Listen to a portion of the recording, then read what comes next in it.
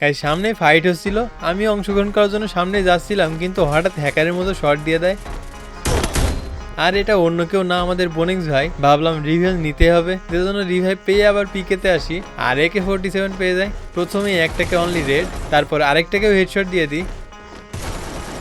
আর এই ফাইটের ভিতরে আবার বোনিক্স ভাইয়ের টিমমেট চলে আসে। আমি একজনকে অনলি রেড মারার পরে তার টিমমেটকে নক করে দিই।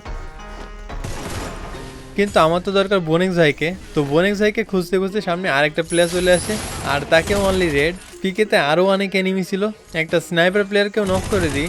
তারপর চৌধুরী ভাই নক হয়ে বলে যে ম্যাচে হ্যাকার আছে। আমি হ্যাকারকে মারার উদ্দেশ্যে সামনে যাচ্ছিলাম, সামনে একটাকে পেয়ে যায় আর তাকে অনলি রেড। লং রেঞ্জ থেকেও একটা এনিমি অনেকটাই জ্বালাচ্ছিল, তাকেও অনলি রেড। এই ফাইটের ভিতর সামনে একটা নেপালি ইউটিউবার চলে আসে। আমি সামনে ওয়াল মারছি দেখে সে ডান দিক থেকে ঘুরে আসছিল, আমিও বুঝতে পারি ব্যাপারটা আর তাকেও নক করে দিই। এর কিছুক্ষণ পরে কিন্তু বোনিক্স ভাই দেখা পেয়ে যায়। তো এটার ফুল গেম প্লে ভিডিও কিন্তু ইউটিউবে আপলোড করা আছে, তাহলে আসুন ওই ভিডিওতে কথা হবে।